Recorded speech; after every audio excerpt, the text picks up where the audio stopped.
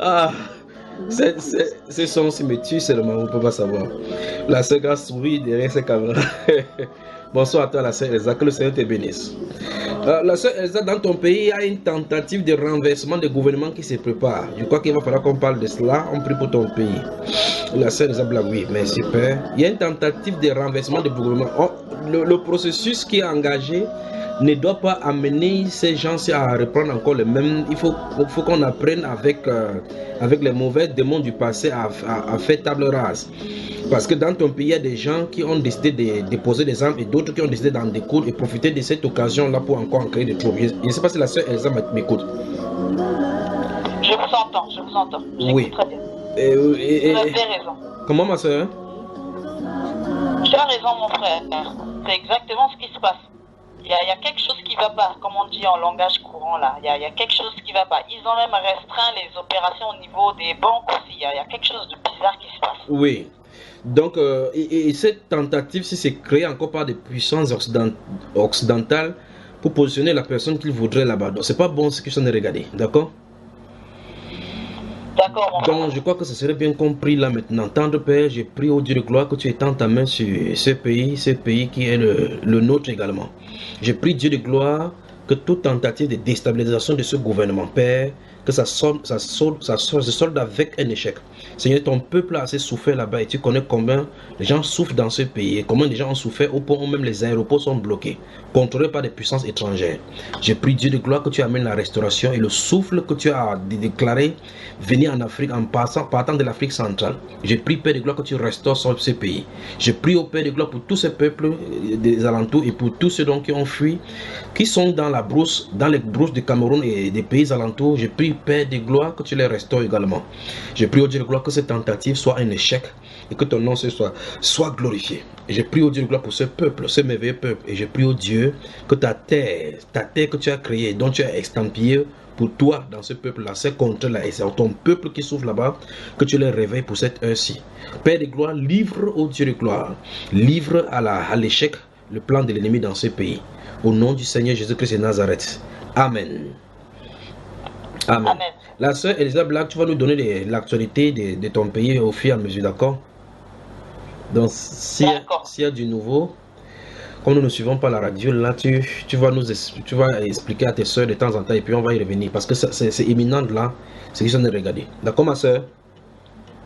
D'accord, mon frère. Et si tu as des gens aux côtés de toi, des chrétiens qui sont autour de toi, demandez seulement de prier parce que ce sont des gens, il y a des groupuscules qui se trouvent dans des brousses reculées qui ont fait des sacrifices et puis ils ne parviennent plus à trouver de la raison. Ils sont tellement habitués avec du sang et avec de meurtre au point où être stable et rester dans l'harmonie serait quelque chose d'incompréhensible pour eux. Et par conséquent, il faut créer ces désordres pour continuer dans ces cas-là. Ce sont des démons qui font cela. D'accord, ma chère? D'accord. Je crois que si le Seigneur le permet, nous allons prendre un jeûne ici pour ton pays, principalement, pour prier pour que toutes ces choses soient brisées sur ton pays. D'accord, ma soeur bien-aimée?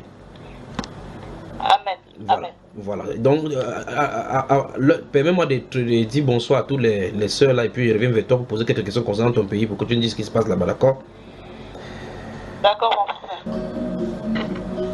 Je suis connecté, mon frère. Alors, dis-nous, qu'est-ce qui se passe dans ton pays au juste? Qu'est-ce qui ne va pas? Parce que dès l'ouverture là et puis le Saint-Esprit parle de cela.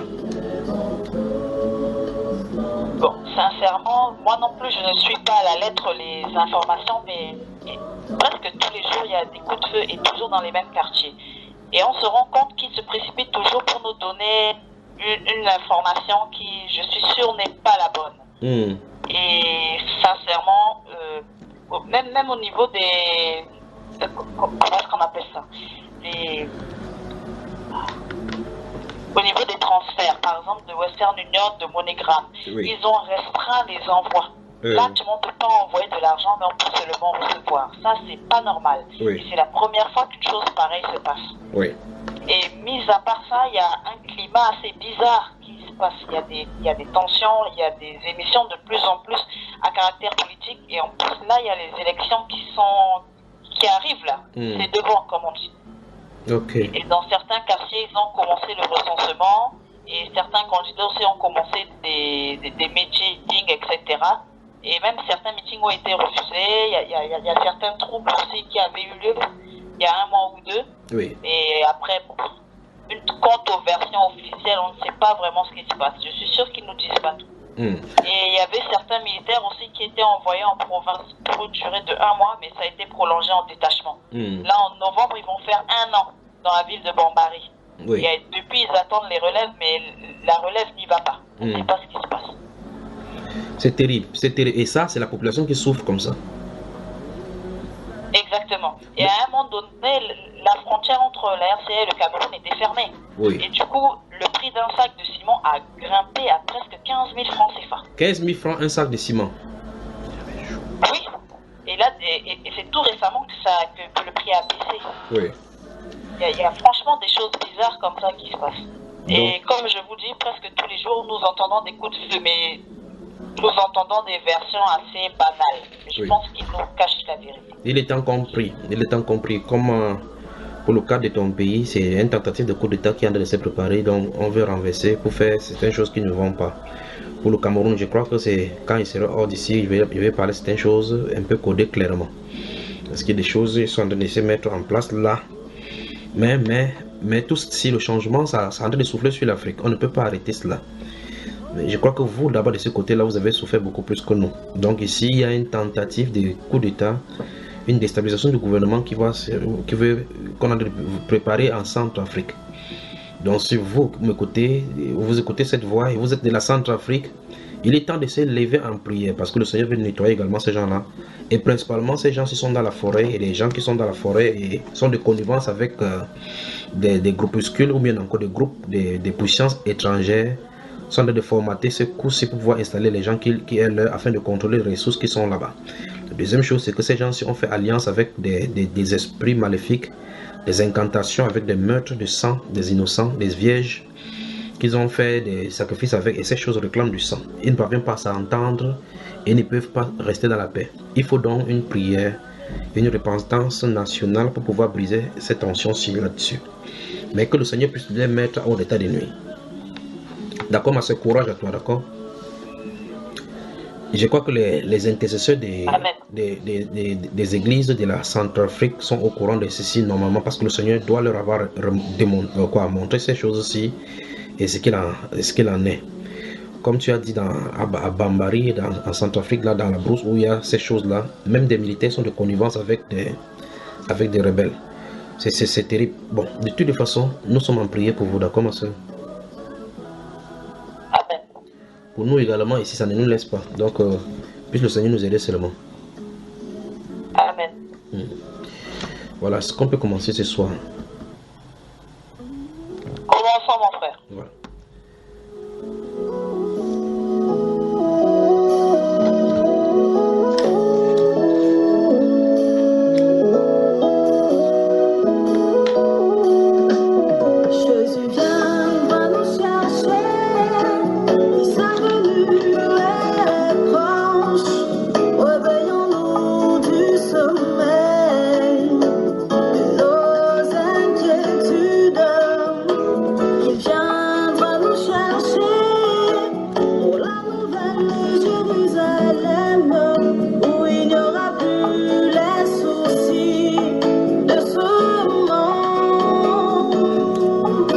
Recevez les salutations de toute la famille ici qui se réunit dans cette maison et de tous ses frères qui sont dans les chambres dans cette maison-ci, y compris dans ces merveilleux studios avec la princesse du Seigneur Jésus-Christ qui se trouve derrière ces machines avec le doigt d'or.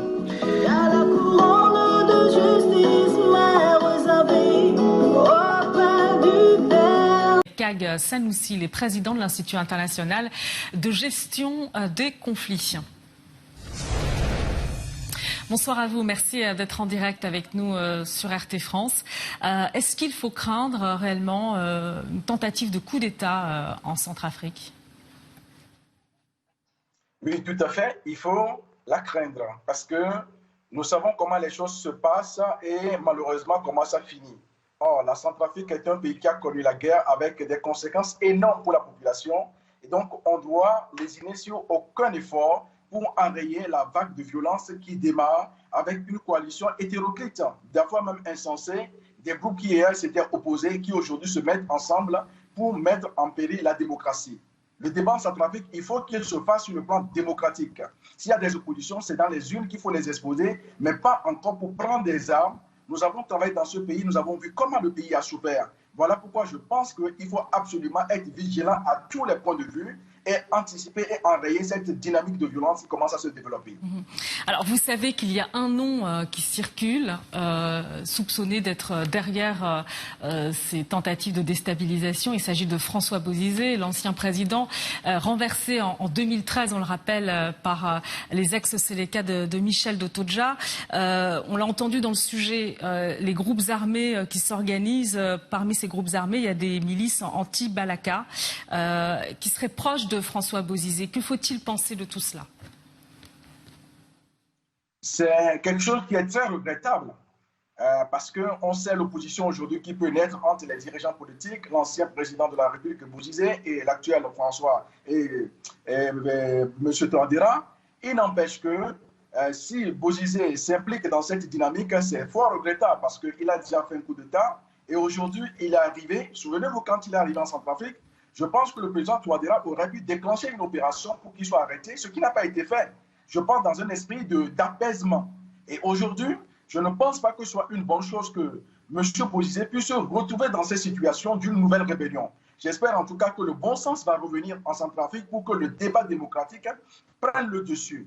Parce que si les mêmes faits se reproduisent, ce serait dommage. Et je pense qu'aujourd'hui, avec l'alliance entre les anti-Balaka, et tel qu'on peut le dire, branche Bozizé, et les Séléka, les anciens Séléka, ce n'est pas une bonne nouvelle pour le peuple centrafricain. Et il est important que la loi se fasse autorité et pour que les uns et les autres reviennent à de bons sentiments et pour rentrer vraiment dans le combat démocratique.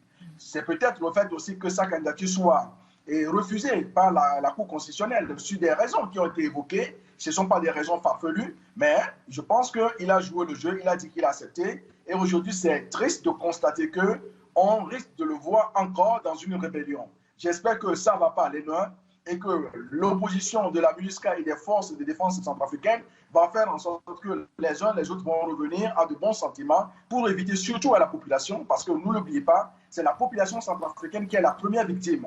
Et il est important de la préserver et d'arrêter cette dynamique de violence.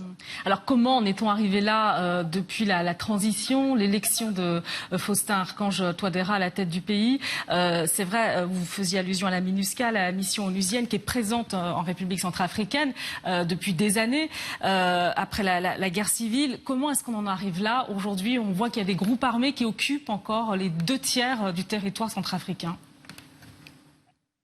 Vous savez, l'expérience qu'on a au niveau de la paix, c'est que la paix n'est pas une démarche linéaire. Il y a eu un accord de paix. La mise en œuvre est délicate parce que quand vous n'avez pas l'équilibre des forces, vous avez vu que l'armée centrafricaine a commencé à se reconstruire. Quand vous partez en négociation, quand vous êtes désavantagé sur le plan donc, de la force, vous n'avez pas les mêmes éléments. Et donc, aujourd'hui, les gens ont signé des accords, mais n'ont pas appliqué concrètement. Et je pense que le choix du président Touadéra a été de ne pas faire la guerre pour amener la paix.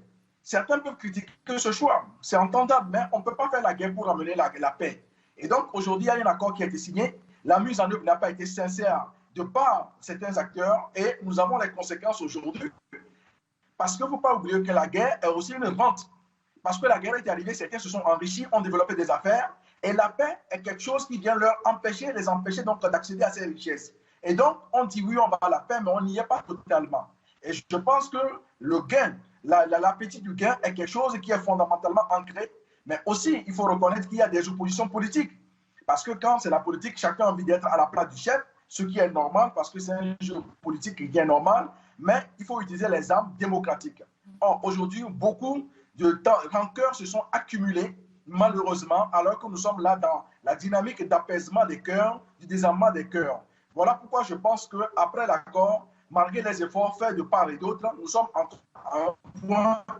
Mais la paix n'est pas totale en Centrafrique, mais il y a un effort considérable qui est fait. Si nous avons aujourd'hui une élection présidentielle avec 3 ex-présidents qui se présentaient, même si M. Bozizé a été refoulé par la Cour constitutionnelle, il y a quand même Samba Panza qui est candidate, le président sortant. Donc, c'est déjà une vitalité démocratique. Et ça, c'est quelque chose d'assez particulier qu'il faut souligner en Centrafrique. Voilà pourquoi je pense qu'il faut continuer dans cette dynamique, préserver les élections pour qu'un candidat ou une candidate sorte le 27 décembre pour continuer à construire la paix. Surtout ce qui est fait. Pour conclure, et l'accord de Khartoum signé en 2019 avec l'appui du Soudan et de la Russie, beaucoup jugent cet accord pas suffisamment inclusif. Vous pensez que c'est le cas? Non, je ne pense pas que ce soit le cas. C'est un accord qui n'était pas mauvais, mais un accord n'est pertinent que comment il est mis en œuvre, quelles sont les conditions de mise en œuvre. C'est un accord qui n'est pas mauvais, il est bon. Mais la mise en œuvre n'a pas été efficace à tous les points de vue parce qu'il y a eu beaucoup de blocages. Et cet accord-là, je pense qu'il est particulier et novateur dans ses principes. La mise en œuvre est difficile. Quand vous savez la négociation pour la paix, vous savez que c'est une œuvre de longue haleine et il faut avoir de la patience. Donc ce n'est pas en 2 jours que les choses se font. Il faut persévérer pour que les gens reviennent à la raison. C'est ce que nous espérons pour la République centrafricaine. Merci beaucoup à vous, Kag Sanoussi. Je rappelle que vous êtes le président de l'Institut international de gestion des conflits. Les combats ont continué hier et aujourd'hui dans certaines régions du pays, notamment au nord-ouest où ils avaient commencé vendredi. Alors ce qui inquiétait surtout les populations ici à Bangui, dans la capitale, c'est la situation à environ 100 km d'ici, à Mbaïki, une petite ville au sud de Bangui, et où des groupes armés affrontaient les forces armées nationales, des forces armées russes et la MINUSCA, les casques bleus des Nations Unies qui ce soir affirment avoir une situation sous contrôle dans plusieurs localités du pays. Pourtant, les mouvements de troupes continuent, la situation est toujours tendue. L'alliance des groupes armés, la coalition des patriotes pour le changement, affirme vouloir continuer les combats et continue de déplacer ses forces pour prendre le contrôle de certains grands axes qui mènent directement vers la capitale, Bangui, où il reste une semaine avant le scrutin électoral. Alors la campagne continue, en tout cas pour le président Faustin Archange-Touadéra qui a mené un meeting hier, mais de son côté, l'opposition, elle, a cessé toutes ses activités et appelle au report des élections. À une semaine de la présidentielle, la Centrafrique est à nouveau traversée par de vives tensions après que 3 groupes armés aient annoncé leur fusion. Le gouvernement centrafricain accuse l'ancien président Bozizé de tentative de coup d'État, une affirmation fortement démentie par le clan Bozizé, mais qui inquiète sur de possibles violences. On en a assez de ce genre de comportement qui, à chaque fois, à l'orée d'une élection, amène le peuple à se diviser. Nos hommes politiques nous poussent à nous diviser entre nous, alors qu'ils s'entendent bien entre eux, mais ils nous poussent à nous diviser, à nous entretuer. Ils nous poussent à nous diviser, à nous entretuer. Alors que les tensions montent, la coalition de l'opposition démocratique, la COD 2020, dont l'ancien président François Bozizé était le chef de file, exige un report des élections. Je demande seulement à tous les candidats qui postulent pour la présidentielle et les législatives de se maîtriser, de se calmer, de se comporter comme de bons citoyens. En amont de l'élection, la mission de l'ONU a déployé plus de 11 000 casques bleus sur le territoire afin d'éviter de nouvelles violences.